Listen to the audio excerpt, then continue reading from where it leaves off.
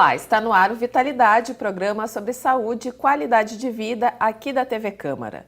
O Novembro Azul tem como objetivo chamar a atenção para a prevenção e diagnóstico precoce de doenças que atingem a população masculina. Segundo o INCA, no Brasil, o câncer de próstata é o segundo mais comum entre os homens e está atrás apenas do câncer de pele não melanoma. Mais do que qualquer outro tipo, é considerado um câncer da terceira idade. Cerca de 3/4 dos casos no mundo ocorrem a partir dos 65 anos. O aumento nas taxas de incidência no Brasil pode ser justificado pela evolução dos métodos diagnósticos, pela melhoria na qualidade dos sistemas de informação do país e pelo aumento na expectativa de vida.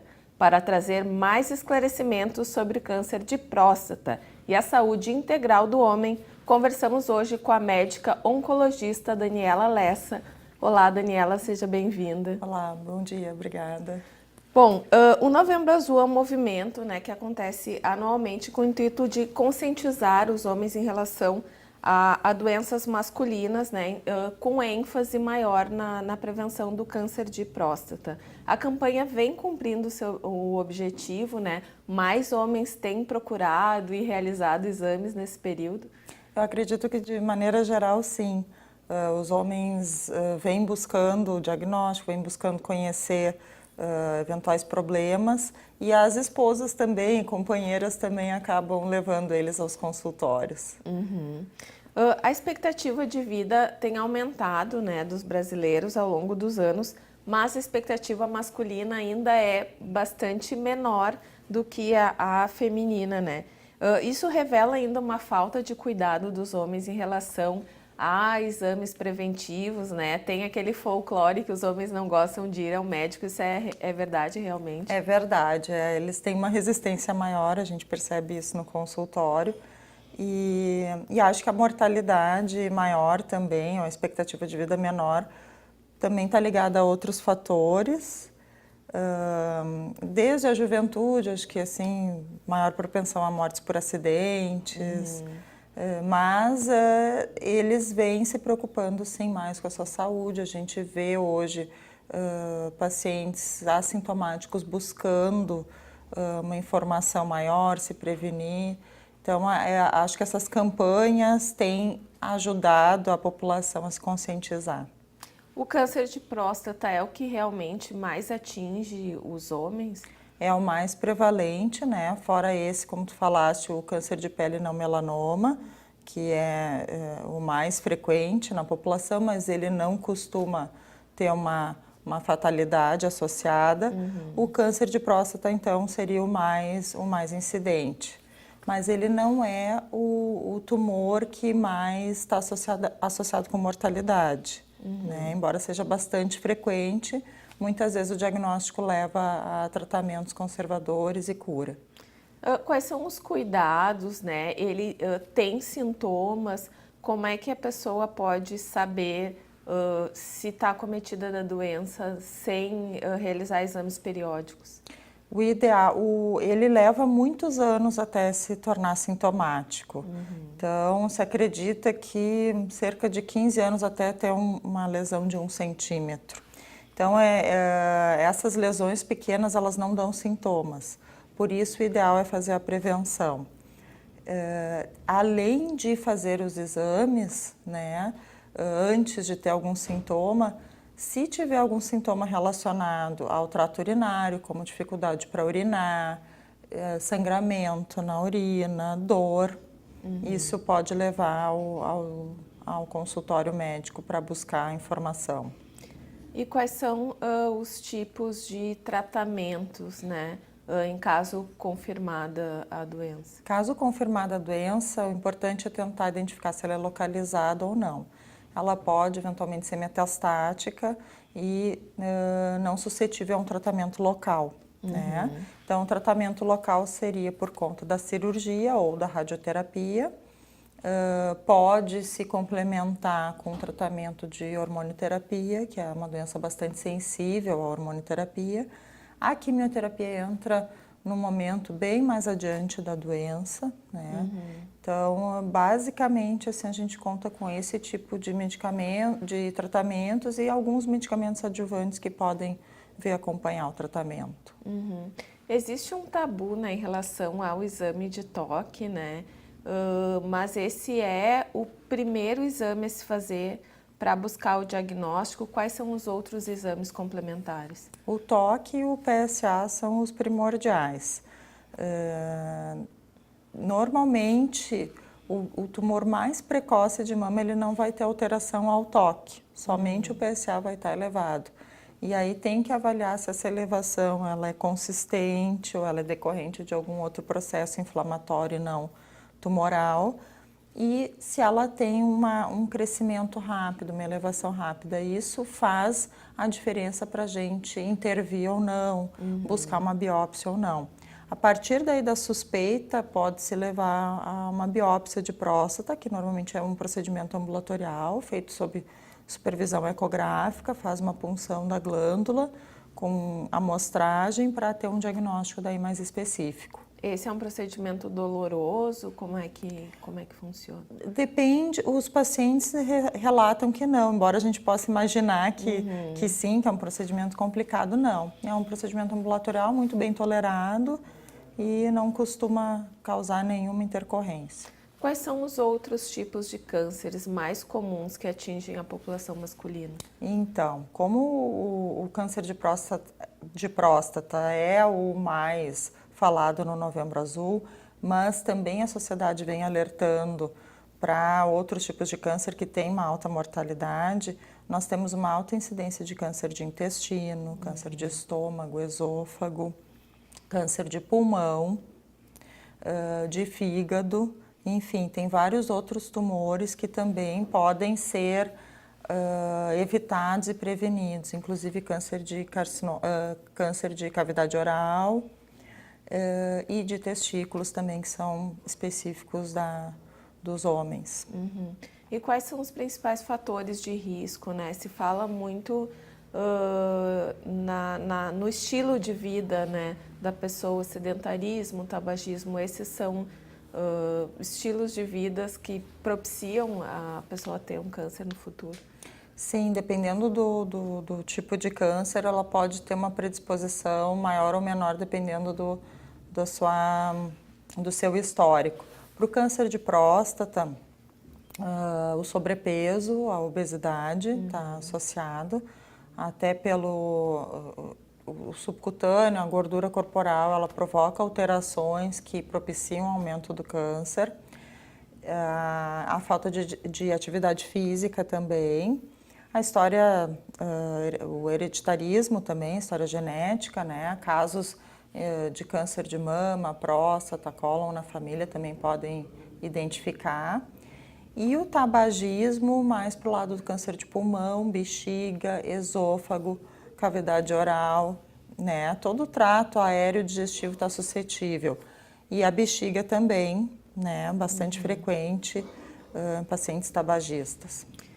Tem a questão também, né, do que tem se falado bastante, que é em relação ao consumo de alimentos industrializados e também a quantidade de agrotóxicos que nós consumimos, né, diariamente. Isso já tem pesquisas que isso é um fator de influência para um câncer? A questão dos agrotóxicos é bem discutida, né?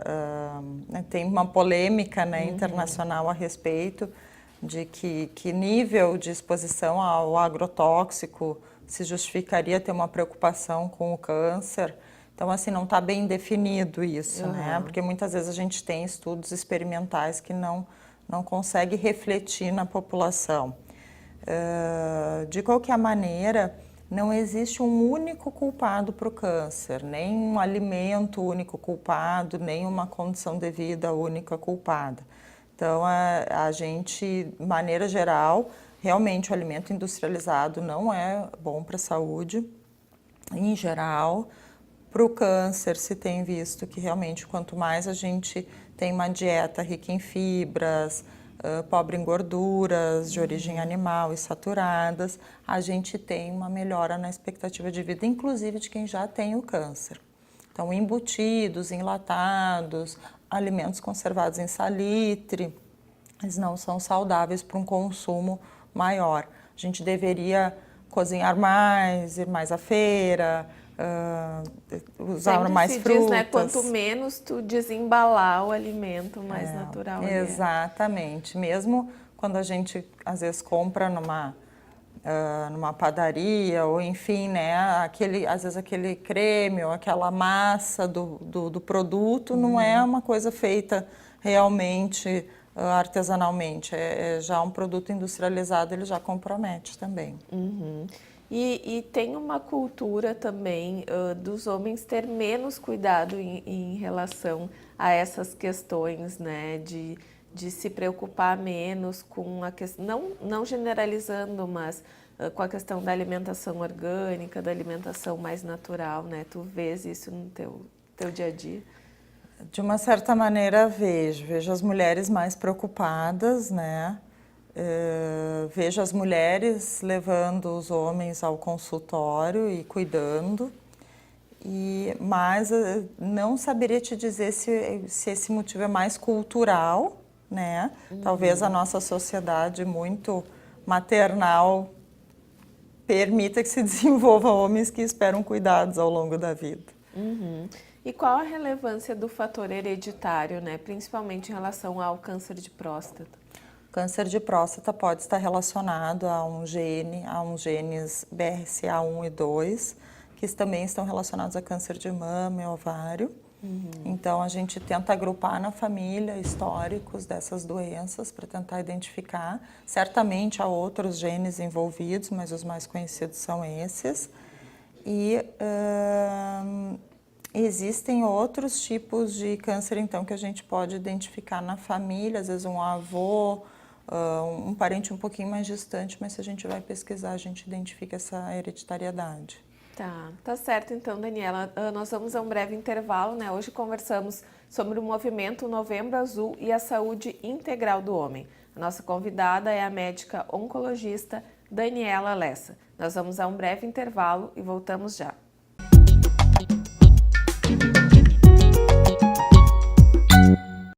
Se tem algo que precisamos ficar de olho, é na segurança das nossas crianças e adolescentes. Violência sexual, uso de álcool e drogas, trabalho infantil, situação de rua e desaparecimento de crianças são exemplos do que precisamos prevenir e denunciar. Disque 100 e denuncie qualquer violação dos direitos das crianças e adolescentes. Baixe também o aplicativo Proteja Brasil no seu celular. Respeitar, proteger, garantir. Todos juntos pelos direitos das crianças e adolescentes.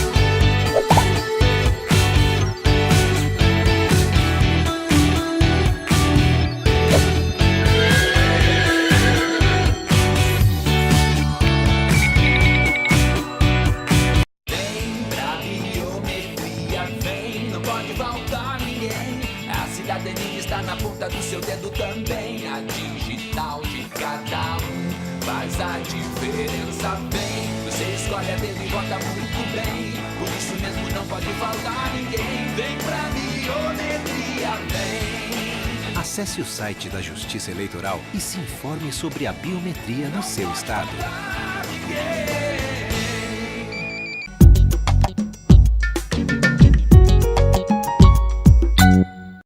A médica oncologista Daniela Lessa é a nossa entrevistada de hoje do programa Vitalidade. Ela nos traz mais informações sobre a saúde integral do homem e o câncer de próstata. Bom, falamos bastante, né, no primeiro bloco.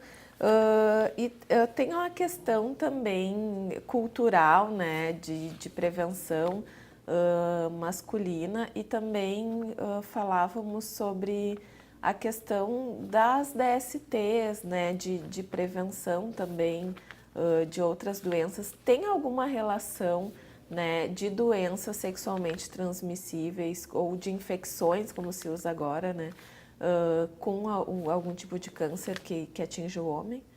Sim, nós temos, regra geral, né, a nível populacional, bastante prevalência de tumores relacionados a vírus, por exemplo, e que podem ser evitáveis. Com relação à parte da sexualidade, né, da transmissão, o HPV é um vírus que tem um potencial de malignização, né, do epitélio, e ele pode ser transmitido do homem para a mulher, da mulher para o homem. No homem, normalmente, é assintomático, e na mulher, especialmente as cepas 16 e 18, podem causar câncer de colo de útero. Também pode estar associado a carcinoma de canal anal, nos dois sexos, carcinoma de cavidade oral. Então, assim, a questão da vacinação das crianças contra o HPV é bem importante. Iniciar antes do início da vida sexual.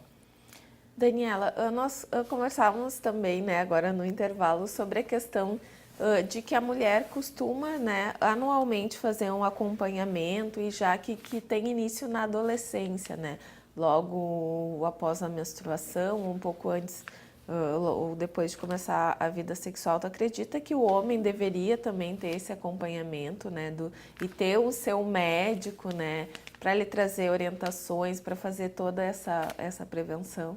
Então, essa nossa conversa trouxe essa ideia, né? Nós ficamos imaginando o que seria da nossa sociedade se, assim como as mulheres têm um médico seu ao longo da vida, que normalmente é o ginecologista, e faz não somente a avaliação ginecológica, mas acaba também sendo médico da mulher, fazendo outras prevenções. Que bom seria se o homem também contasse com isso e também buscasse já na sua adolescência uma orientação com relação à sexualidade, com relação à prevenção e também com orientações para promover a sua saúde. Então, esse médico, vamos dizer, poderia acompanhar, né, a população masculina e evitar vários comportamentos de risco, várias situações que depois vão desencadear doenças na vida futura.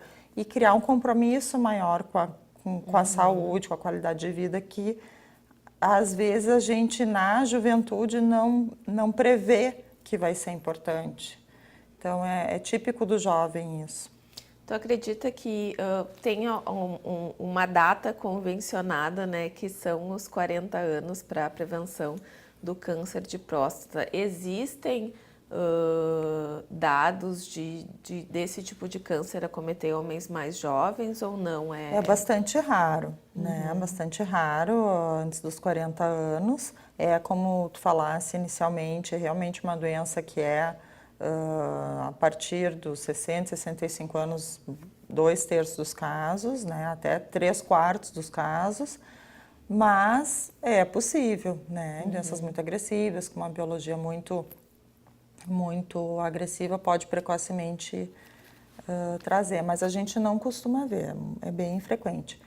O que se tem um debate mundial também a nível da recomendação, da realização da prevenção. A princípio ficou um corte de 50 anos para quem não tem nenhum histórico familiar importante e 45 para pacientes que têm histórico familiar, pacientes de raça negra e, se eu não me engano, pacientes obesos também. Então, assim, é por volta de 45, 50 anos que começa o rastreamento.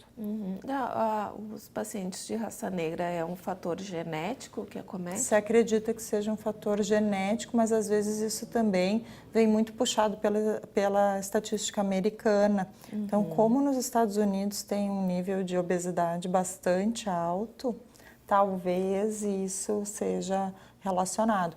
Mas se acredita que tem um componente biológico, porque é observado em outras doenças também, uma agressividade. Tá certo. Tem a questão também, né, a gente se fala muito, e eu acho que é um maior movimento, que é o Outubro Rosa, né, de prevenção ao câncer de mama, mas o câncer de mama pode acometer os homens também, né, embora seja mais raro. Como fazer a prevenção dessa doença que quase não se fala no universo masculino, né? Perfeito. Cerca de 1% dos cânceres de mama acometem os homens, relacionados muitas vezes a esse gene, né, BRCA1 ou até ao BRCA2. E no homem, como o homem não tem uma glândula mais pronunciada, normalmente são tumores com nodulações, o homem percebe a nodulação no tórax ou na axila, um nódulo na axila. Muitas vezes, por não ser esperado que isso venha a ser um câncer, são doenças mais agressivas, né, diagnosticadas em estágios mais avançados. Então, é importante a suspeição. Assim como eu gostaria de falar também do câncer de testículo em especial, porque é um tumor que é muito curável.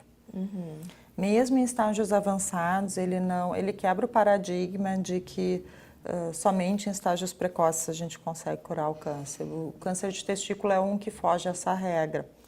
Mas o tratamento é muito mais simples se for uma doença inicial. Sim. Então, a simples palpação do testículo, identificação de alguma nodularidade e buscar atendimento para isso, não esperar que cause algum outro sintoma, algum outro distúrbio, já levaria muita gente a um tratamento mais simples, que não necessitaria nenhum complemento. O câncer é uma doença que tem o estigma, né, da mortalidade.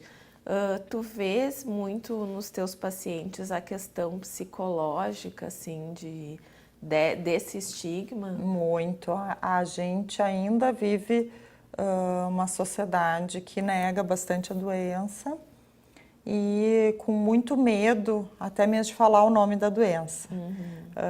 Então, câncer é uma palavra que assusta ainda, muitos pacientes evitam tocar nesse assunto, embora hoje em dia já é muito mais aberto. Dificilmente a gente esconde do paciente a doença, antigamente isso era um pedido muito comum dos familiares, hoje em dia isso vem diminuindo, pelo entendimento de que quanto mais conhecimento se tem, quanto mais se enfrenta a situação, mais fácil é de lidar com ela. A pessoa não se sente sozinha daí ao lidar, né? Se ela pode dividir a angústia. Mas é uma doença muito angustiante, quem adoece é a família, né? Não é só a pessoa. Existe toda uma toxicidade psicológica, financeira, uma questão que afeta a autonomia da pessoa, além de poder causar os danos físicos, né? Tem todo esse entorno aí que é o que causa o estigma do câncer. O homem gaúcho está mais propenso a alguns tipos de câncer, né? A gente tem dados que mostram isso, e isso pode-se dizer que é devido a hábitos alimentares, como o excesso de consumo de carne, do chimarrão. Se identificou possíveis causas para isso, que seria, né, quanto mais industrializado o país, o perfil de doenças acaba migrando, né, mudando. Então, quanto mais uma sociedade está próxima de um país industrializado, mais vai se assemelhar às características da doença. Isso tem dois componentes, um que pode ser pela alimentação, outro pela genética. A gente tem também alguns tumores, algumas síndromes que se disseminaram de uma maneira mais branda e conseguiram se disseminar mais na nossa população, que causam, por exemplo, o câncer de intestino, de uma linhagem específica, que parece ter vindo de São Paulo, até o Rio Grande do Sul, Paraná, Santa Catarina, Rio Grande do Sul, pelos tropeiros, né, 1800 e tanto, e causou uma incidência muito maior de câncer de intestino, por exemplo, e alguns outros cânceres de pâncreas, né, trato gastrointestinal.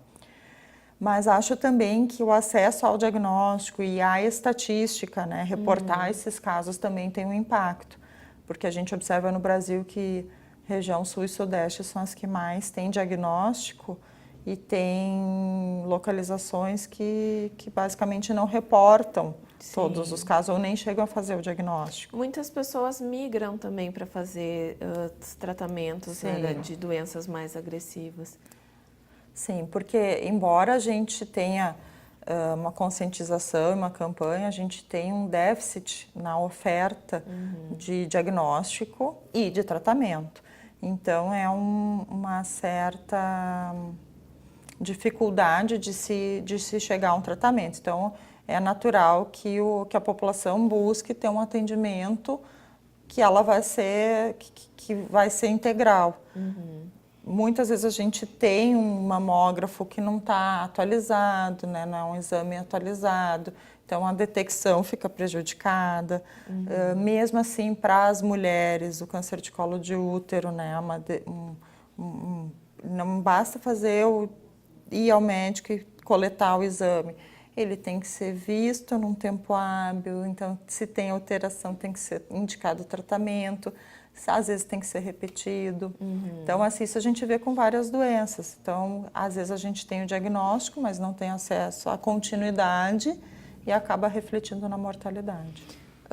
Que o homem deve ficar atento, né, na sua saúde em geral, assim? Quais são os principais exames que ele deve fazer permanentemente, né? E os sintomas que deve acender um alerta? Bom, se não fuma, tanto melhor, né?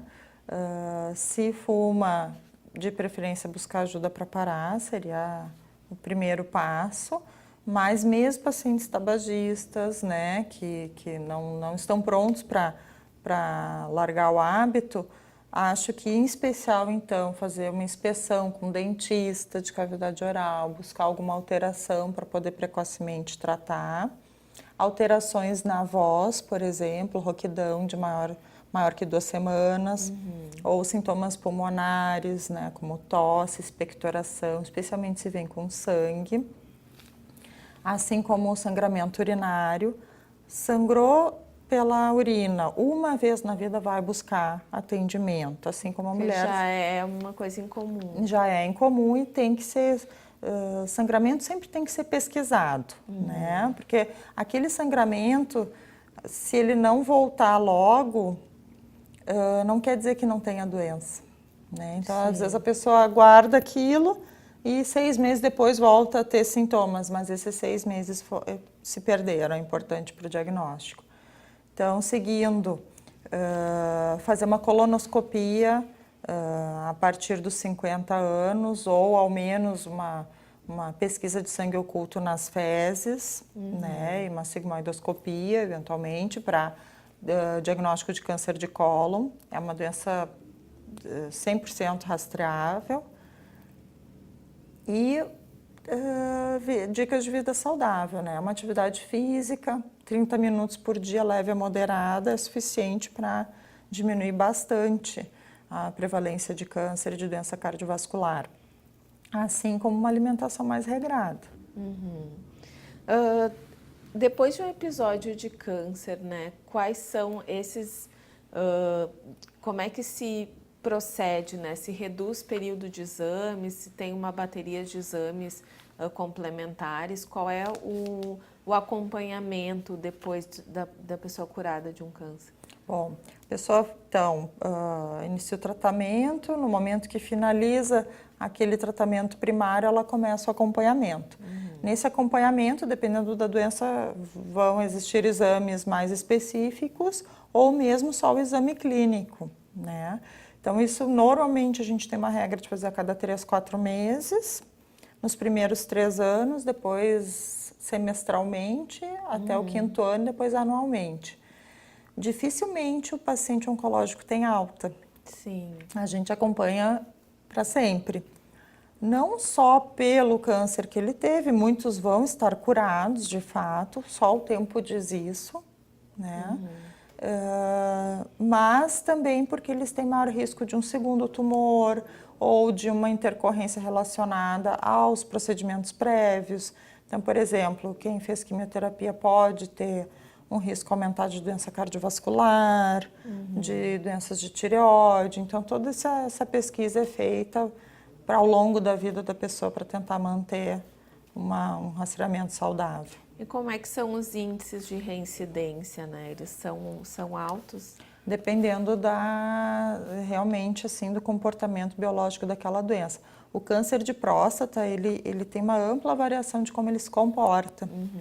Ele pode ser extremamente indolente e nunca prejudicar a saúde do indivíduo, ou seja, tem câncer, diagnosticou, mas ele é um tumor de comportamento mais lento, mais indolente e nunca vai comprometer sintomas. Ou pode ter um tumor mais agressivo e daí o que leva a uma fatalidade maior. Então, tudo vai depender de como que é aquela doença daquele perfil biológico. Hoje a gente já consegue caracterizar melhor.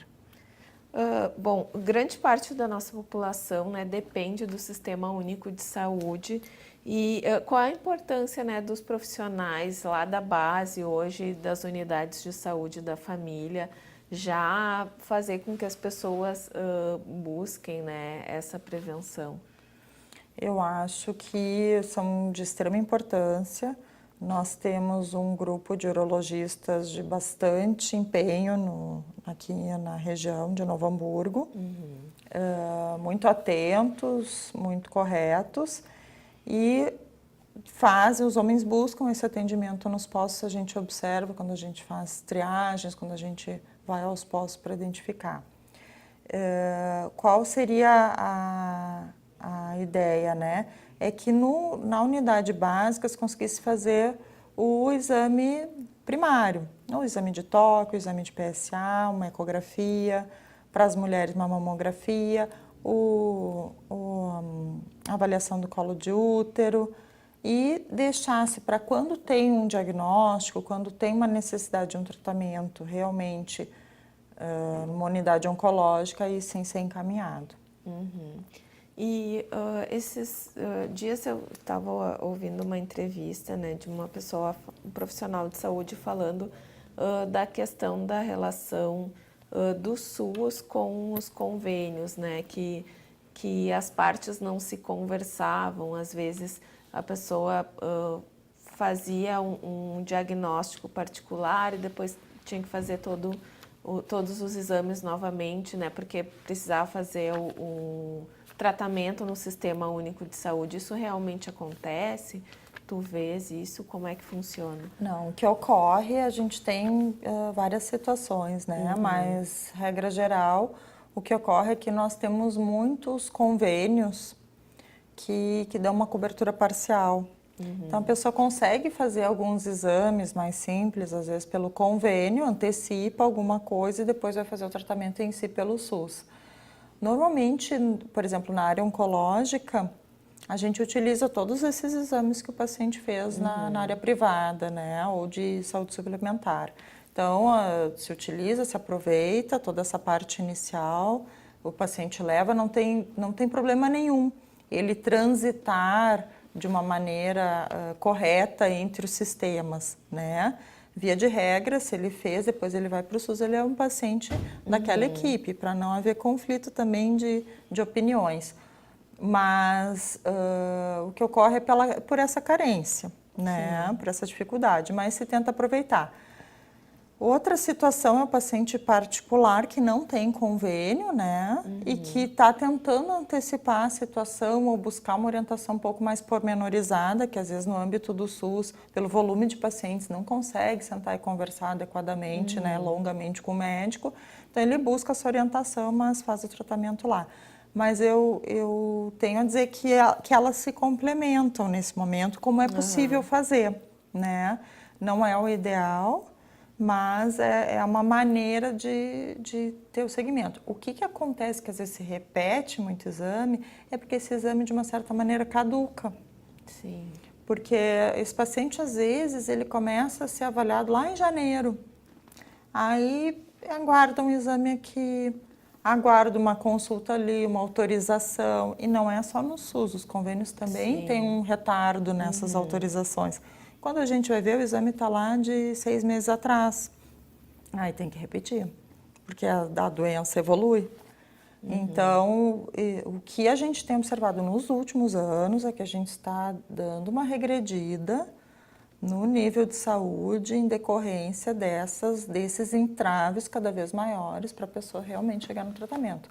Isso não é só pelo acesso primário do SUS, também a gente vê na saúde complementar, infelizmente.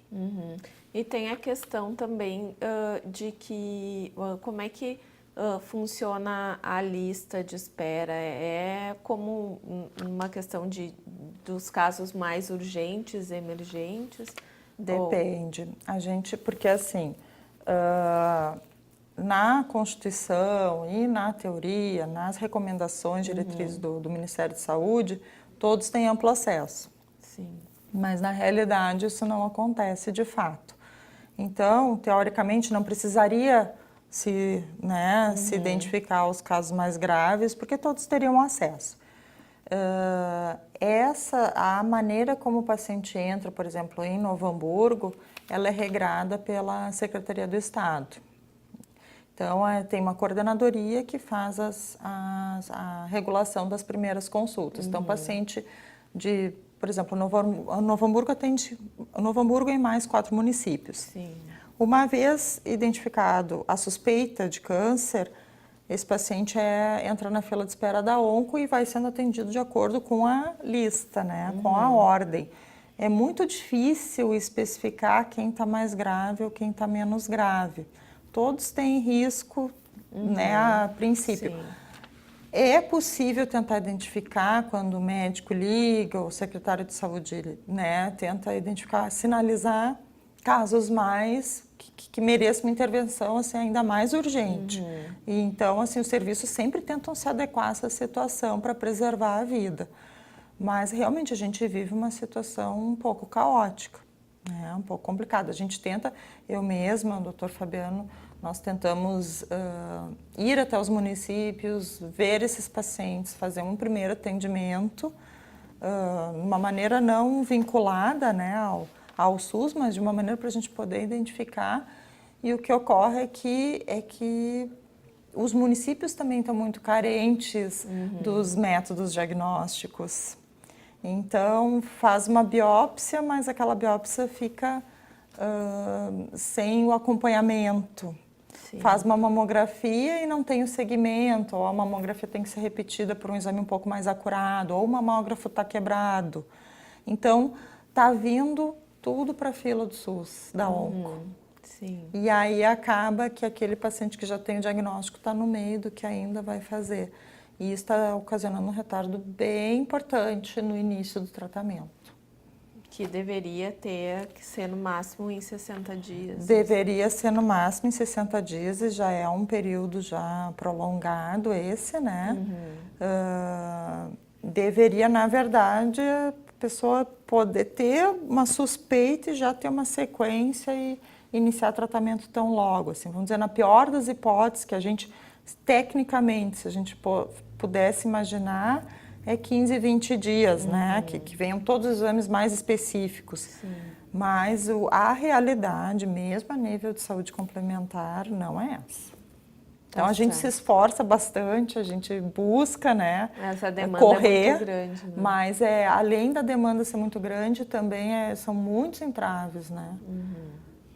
Daniela, falando de câncer, então, a prevenção é o caminho, é o meio mais importante? Sempre é, né? Sempre é o mais barato, né? O mais saudável, o melhor para a pessoa. E a nível populacional, então, nem se fala. Mas acho que falta ainda a gente se conscientizar de que é cada dia, né? Todos os dias as nossas decisões são importantes para a nossa saúde. O que você come, o quanto ingere de água, o quanto vai caminhar ou tentar ter um exercício, incluir um exercício, priorizar essas coisas na vida. Não só quando já tiver uma certa idade que começar a sentir os efeitos né, do metabolismo mudando, mas lá já na juventude. Qual a mensagem que tu deixaria, né? Principalmente para os homens que não costumam fugir de médicos, como se fala, né? E aí só vão buscar esse diagnóstico quando já tem muitos sintomas. Eu gostaria de dizer que para os homens que eles devem confiar no profissional da saúde, esse profissional vai estar ao seu lado não só para fazer um diagnóstico e lhe deixar na mão, ficar preocupado ou ter o transtorno com a doença, mas que existem tratamentos que podem ser discutidos a nível de consultório com o seu especialista para preservar a sua saúde. O médico não serve só para fazer o diagnóstico ou para propor um tratamento que vai lhe deixar mal. Ele vai estar ao seu lado para lhe ajudar. Então, tem que buscar o atendimento, sim, tem que tentar seguir a recomendação e cuidar também da sua família, né? Pensar que não estando bem, não vai conseguir dar seguimento. Tá certo, Daniela. Agradeço muito a tua participação. Obrigada, muito obrigada. O Vitalidade de hoje se encerra por aqui. Hoje conversamos com a médica oncologista Daniela Lessa. Ela falou sobre o movimento Novembro Azul e os tipos de cânceres que mais atingem a população masculina, além de destacar a importância de se cuidar da saúde integral do homem. O programa será reprisado aqui pela TV Câmara, canal 16 da NET. Essas e outras edições podem ser assistidas também no nosso canal no youtube.com/tvcâmara.nh. Até o próximo programa.